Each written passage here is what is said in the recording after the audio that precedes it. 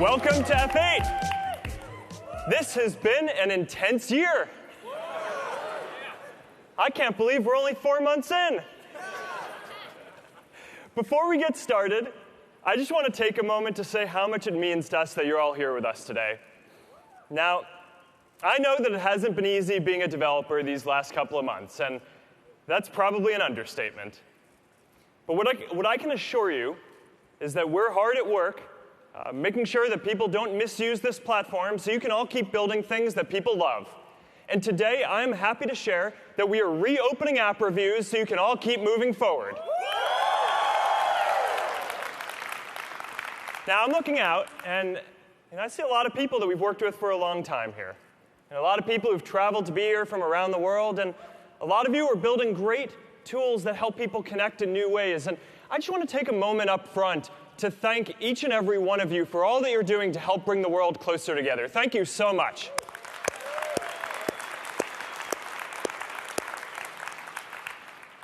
Now, we're all here because we are optimistic about the future. We have real challenges to address, but we have to keep that sense of optimism too. What I've learned this year is that we need to take a broader view of our responsibility. It's not enough to just build powerful tools. We need to make sure that they're used for good, and we will. Now, we're idealistic, and we've always focused on all the good that connecting people can bring. And there's a lot of it. Just since the last F8, we've seen the Me Too movement and the March for Our Lives organized at least part on Facebook. We've seen people come together after Hurricane Harvey to raise more than $20 million for relief. And we've seen more than 80 million small businesses use these tools to grow and create jobs. But we've also seen people try to use these tools for harm. And that goes for Russia interfering in elections, for fake news, for hate speech, and for data privacy issues. So we're investing a lot to address these issues and keep people safe. And I'm going to go through all of that head-on in just a minute because I think it's important that everyone here knows exactly what we're doing to address them. But we also have a responsibility to move forward on everything else that our community expects from us too. To keep building services that help us connect in meaningful new ways as well. The hardest decision that I made this year wasn't to invest so much in safety and security. That decision was easy, right? I just went to the people who were running those teams and asked them how much we could possibly invest productively, and then I transferred all those people to them. The hard part was figuring out a way to move forward on everything else that we need to do too. Recently, I was having a conversation about what Facebook stands for. What is that basic idea that the world would lose if Facebook went away?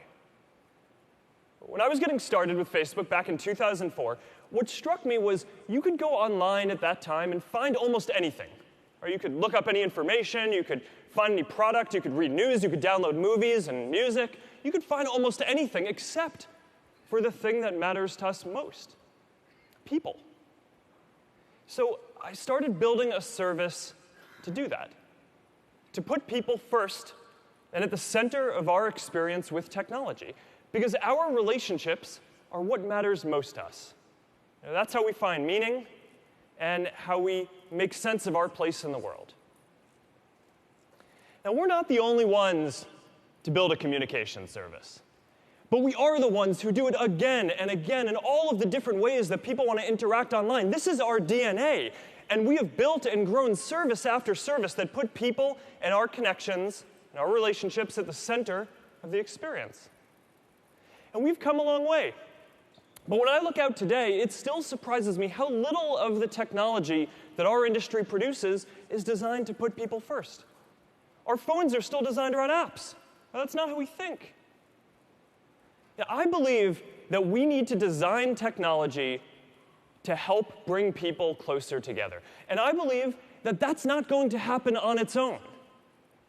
And so to do that, part of the solution, just part of it, is that one day, more of our technology is going to need to focus on people and our relationships.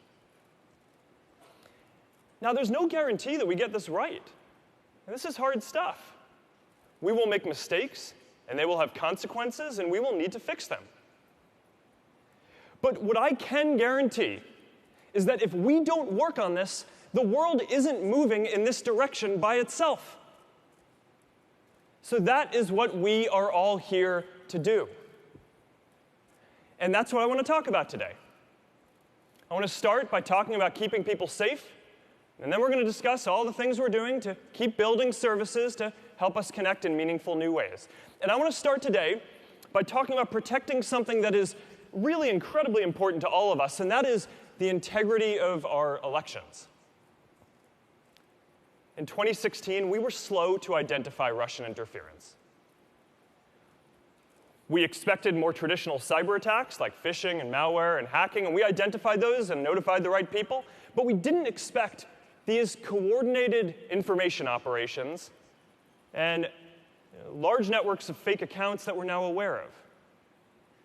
So I sat down with our teams after this, and we said, we will never be unprepared for this again.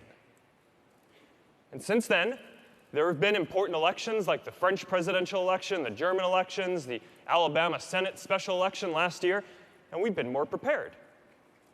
We deployed new AI tools that successfully identified and took down tens of thousands of fake accounts before they could do anything. We've traced the fake account network back to Russia and taken down their network. We're doing more. We're requiring everyone running political and issue ads or running large pages to be verified with a government ID. We're making ads more transparent. So now you're going to be able to see who is running a political ad, who they're targeting, how much they're spending, and most importantly, what other messages they're sending to different people. That is a higher standard of transparency than TV ads, than print ads, or anything else you will find on the internet. By the end of this year, we will have 20,000 people working on security and content review at Facebook. And we've created an independent election research commission so independent academics can give us ideas and hold us accountable to make sure that these systems work. Now, this is an important election year. Not only the big US midterms that are coming up, but there are major elections around the world. In Mexico and Brazil, there are elections coming up in India and Pakistan and more, and we are focused on this. Beyond elections, we are focused on fighting fake news more broadly. And there are really three categories that we're focused on here. The first category is just spam. Right? These are people who aren't ideological. They just want to make money, hucking the most sensationalist junk that they can come up with to get you all to click on it. These are the people who in the 90s would have been sending you Viagra emails. And the playbook here is pretty simple. Right? It's to take down their ads on their sites so they can't make money, build tools to detect and reduce the distribution to remove their economic incentive, and then eventually they just go do something else to go make money. And we're starting to see this. The second category is fake accounts. And the idea here is less focused on looking at the content specifically and more focused on trying to find bad actors and getting them off the network. So some of this is nation states who are politically motivated, like we talked about before. But all of this we're fighting in the same way, with AI tools, with thousands of content reviewers, and verifying people who are running large pages and running sensitive ads. Now, the third category is real people who are just sharing provably false hoaxes. And the playbook here is building tools to get better at flagging content that is going viral, so fact checkers can look at it so we can show it less, and for the people who do see it, to make sure that they see related articles that are more accurate, that put this in context so people can understand what's really going on.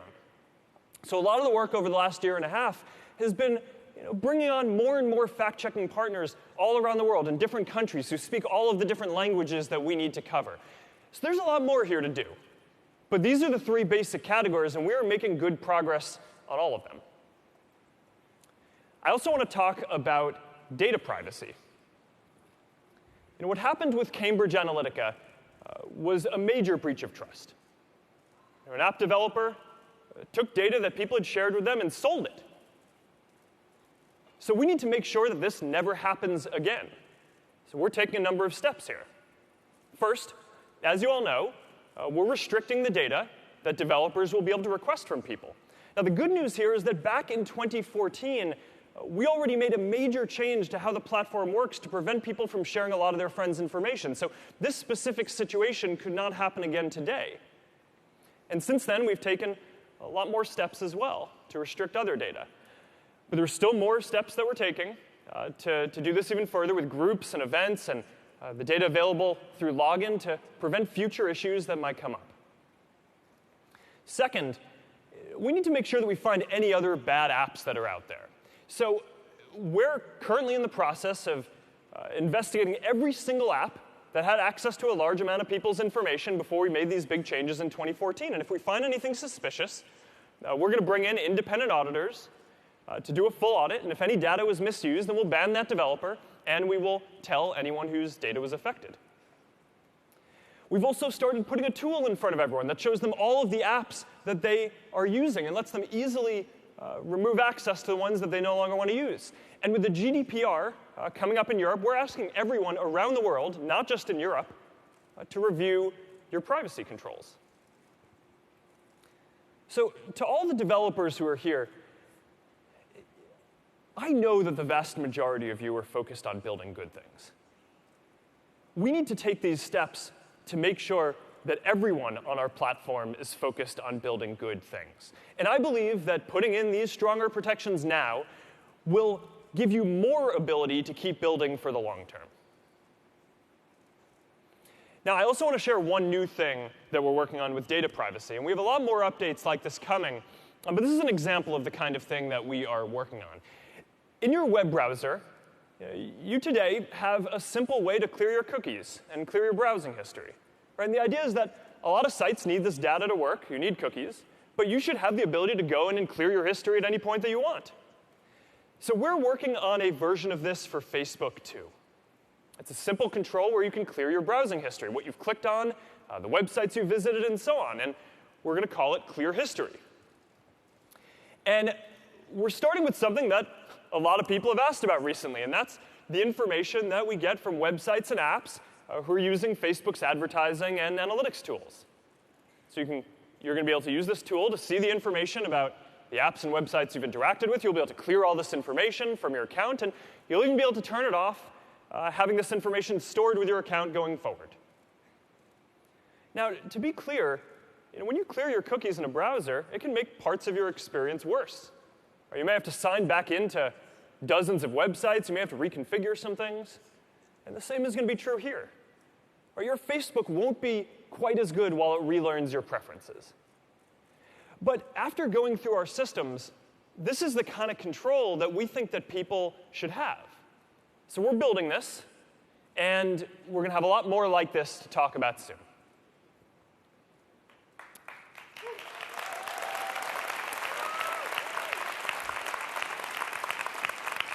So overall, we're going to keep investing heavily in security and privacy. But security isn't a problem that you ever fully solve. Right? This is an arms race. And we're going to be working to stay ahead of our adversaries forever. So while we're doing this, we also have a responsibility to keep building services that bring people together in new ways. Now, if you've been to F8 before, you've seen this. This is our 10-year product roadmap, and it sets out all the different areas that we're working on and when we expect these ecosystems to be fully developed. And across all our products, our goal is to give everyone in the world the power to share anything they want with anyone, anywhere. To build stronger relationships, to break down geographic barriers, and to meet new people and interact in new ways. We have a lot to do here. So we are going to focus on we're going to keep building, even while we focus on keeping people safe. And we're going to talk about what we're going to be doing across the rest of the family of apps for the rest of today. So let's start with the Facebook app. Like all of you, we want to build something that's not just fun to use, but is good for people.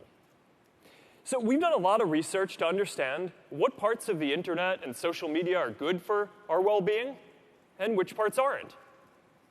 And the summary is that when you're using the internet to interact and to build relationships, then that is associated and correlated with all of the positive aspects of well-being that you'd expect. Better long-term health, better long-term happiness, feeling more connected, feeling less lonely, and so on. But when you're just using the internet to consume content passively, whether that's video or news, then that is not associated with these same benefits to well-being. And we've heard this feedback from a lot of people too.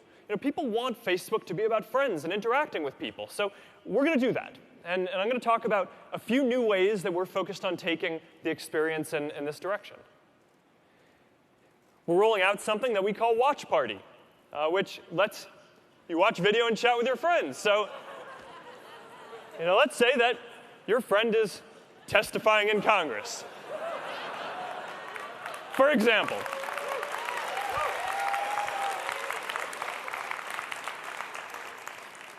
Now you're going to be able to bring your friends together, and you can laugh together, and you can cry together. Some of my friends actually did this. Let's not do that again anytime soon. People often tell us that groups are the most meaningful part of Facebook. You can feel like you belong in a community. You can meet new people who share your values. For some people, this might be a support group for new parents. For others, it might be about a disease you have. For others, it might be about finding people to come together and volunteer with. People want to be a part of meaningful communities. So today, we're launching a new Groups tab to make groups more central to the overall Facebook experience. So for me, I'm going to have all my groups in one place, my family group, my running group, my game group, my sheepdog appreciation groups, all in one place. Now, to help more people grow their communities, we're building a join group button and plugin that admins and developers can add to their websites and their emails. This is important because a lot of what we need to do to help more meaningful groups form is just give more tools to creators. Every great community has engaged leaders, so a lot of what we need to do is just give more people the tools to be community leaders. All right, now, talking about meaningful relationships, did you know that 1 in 3 marriages in the United States start online? I can't tell you how many times I'll be walking down the street in some city and a couple will come up to me and they'll say that they met on Facebook, and sometimes they have their kids with them, and they'll just point to them and they'll say thank you. And I have to say, these are some of the moments that I'm really proud of what we're doing, right? I know that we're making a positive difference in people's lives. But, the reality is, today, we haven't even built any features to help people find partners. There are 200 million people on Facebook who list themselves as single, so clearly there's something to do here. And if we're focused on helping people build meaningful relationships, then this is perhaps the most meaningful of all. So today, we are announcing a new set of features coming soon around dating.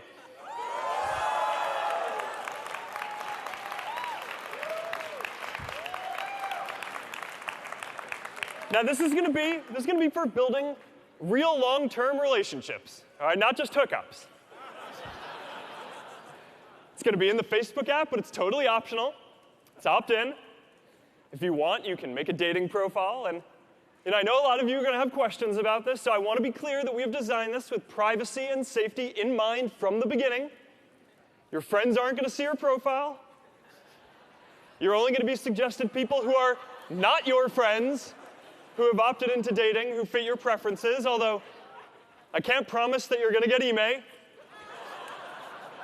It's a tough world.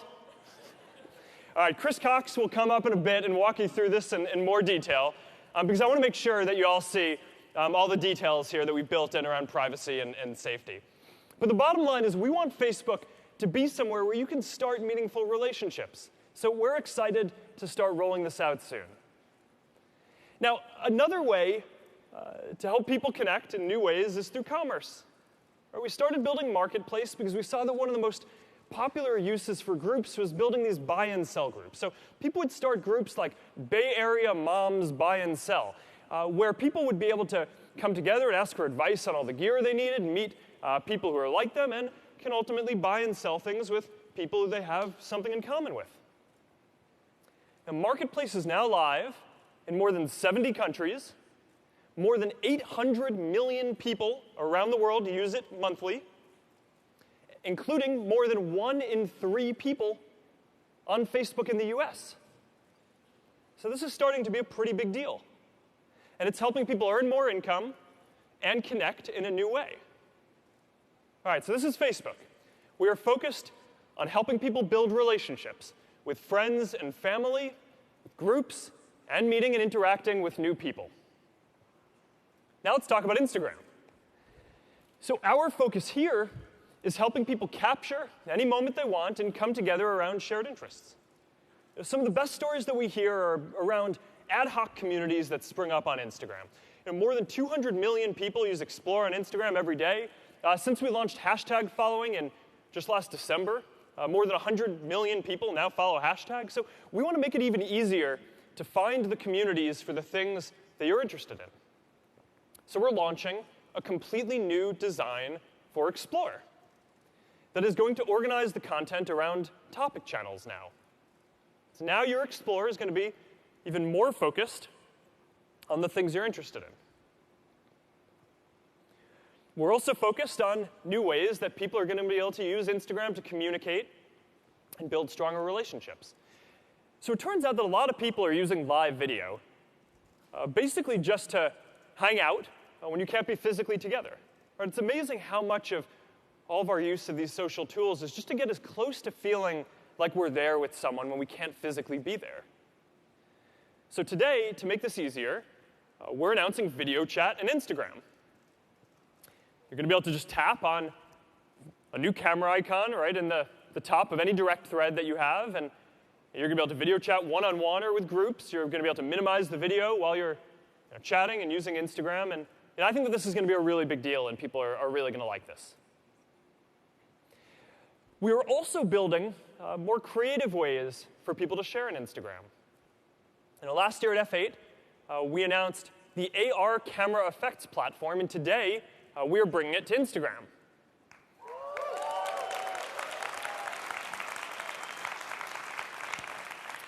So now, anyone is going to be able to build face filters and effects, and when you go to your camera, you're going to be able to see effects that are relevant to you and from the accounts that you follow. And if you're browsing stories and you see a cool effect, you'll always be able to try it on. So we're excited to get this in people's hands soon. All right. Now let's talk about WhatsApp. So here, our focus is on building new ways for people to connect privately with close friends and groups and businesses. Now, before we dive in here, I just want to say, yesterday, Jan Koum, the founder of WhatsApp, announced that he is leaving us and moving on. And I just want to take a moment to thank Jan, because Jan has done an amazing job building WhatsApp. He has been a tireless advocate for privacy and encryption. A lot of you probably don't know this or remember this, but when WhatsApp joined us in 2014, we actually hadn't rolled out full end-to-end encryption yet. Jan and I talked about how to do this together, and one of the things that I'm most proud of is that we have built the largest fully encrypted communication network in the world, and this would not have happened without Jan, and I'm deeply grateful for the work that he has done. So please join me in thanking him.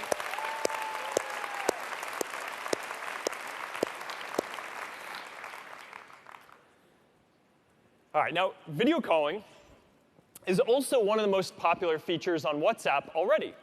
When I'm traveling and I can't be there to put my girls to bed at night, it's really nice to just be able to see their face and talk to them. And a lot of people agree. Right? Around the world, people are already making more than 2 billion minutes of voice and video calls on WhatsApp alone. And today, we're announcing that we're bringing group video calling to WhatsApp soon, too.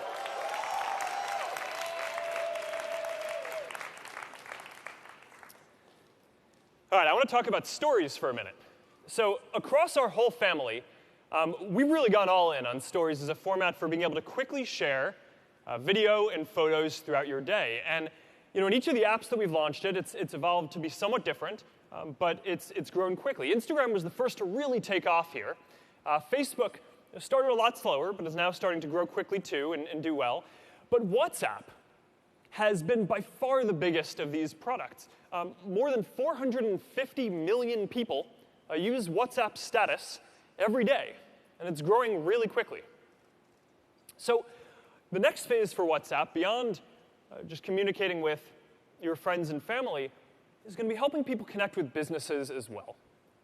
And today, a lot of people don't want to call businesses, or you just want to be able to text. That's a really big shift in how we all communicate, and I think that's just going to be a really big deal here. So earlier this year, we launched WhatsApp Business to let small businesses create a presence on WhatsApp and give them some tools for messaging. And already in just a few short months, more than 3 million people are already using WhatsApp Business, and it's growing really quickly. So now, the next step is going to be giving large businesses tools to be on WhatsApp too, and we're working on this now. For Messenger, we are focused on building richer ways for people to connect privately with their friends and family and businesses too. When you're messaging, you really want a simple and fast experience. So we're taking this moment to completely redesign Messenger to focus on these ideas. And here's what the new Messenger is going to look like.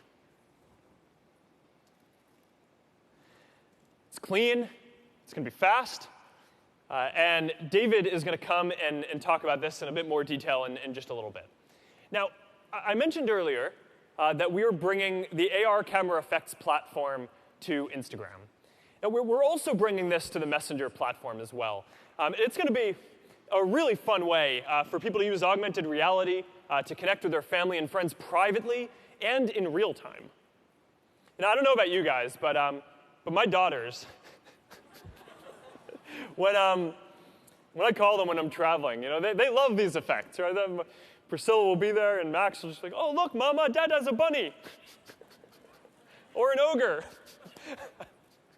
All right, we're seeing good momentum for Messenger Business 2, with more than 300,000 bots and businesses now using these tools, and people are sending more than 8 billion messages between businesses and people every month. All right, so that's Messenger. All right, so now let's go beyond our apps for a minute and talk about virtual reality and the future.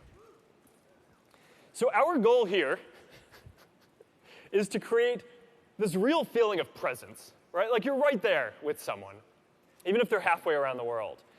And this idea of being physically or feeling like you're there with someone, even when you can't physically be there, is something we've talked about a lot today with video chat. But over the long term, virtual reality and eventually augmented reality are going to take this to a completely different level, where it's not just going to be about being able to see someone's face on a small screen. You're going to actually be able to feel like you're there with someone. So here's an example of how compelling I think that this is going to be. Now, if you have some photos from your childhood home, we can now use computer vision to fill in the gaps with this pointillism effect and recreate the rooms of your childhood home where you grew up. So you're going to be able to go into VR with your family and visit and feel like you were right there. It feels like you were in a dream. It is wild. So this work of mapping out immersive spaces is just another important step on the path to creating this real feeling of presence.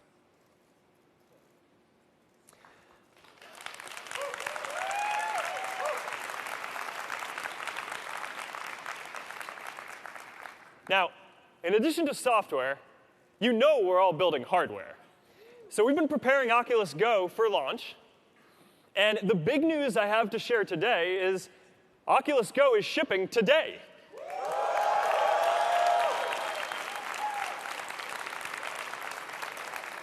It starts at $199. It is the first really affordable standalone virtual reality headset. It's launching with more than 1,000 apps, and it has the highest quality lenses and optics that we have ever built into a VR device. Oculus Go is going to be, it's the easiest way to get into VR, and we think that this is going to be how a lot of people experience virtual reality and virtual presence for the first time. And to make sure that all of you get to experience this too, everyone at F8 is getting a free Oculus Go to take home.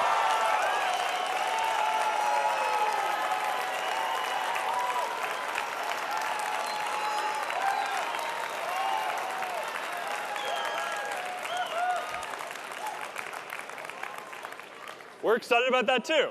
All right. All right. So, this is how we are thinking about our responsibility. To keep people safe and also to keep building. We're here to build things that bring people together and to put people in our relationships at the center of our experience with technology where they belong. Because for all the challenges that we face today, the vast majority of what happens on these services is people getting closer to the people they care about, even when time or distance get in the way. And we can help more people do this. Whether it's reaching out to a friend that you lost touch with, or finding a group to belong to, or just sending a video to your sister of your kids. And the best part of what you do isn't on Facebook. It's the relationships you build and what you can go do together. That is what this is all about. So if you believe, like I do, that giving people a voice is important, that building relationships is important, that creating a sense of community is important, and that doing the hard work of trying to bring the world closer together is important, then I say this: we will keep building.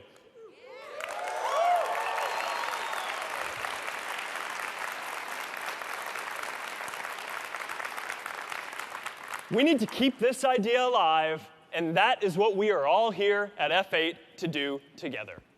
So yes, this is an important moment. We need to do more to keep people safe, and we will. But we also need to keep building and bringing the world closer together. Thank you for coming out today. Thank you for everything you're doing to bring people together. Have a great F8.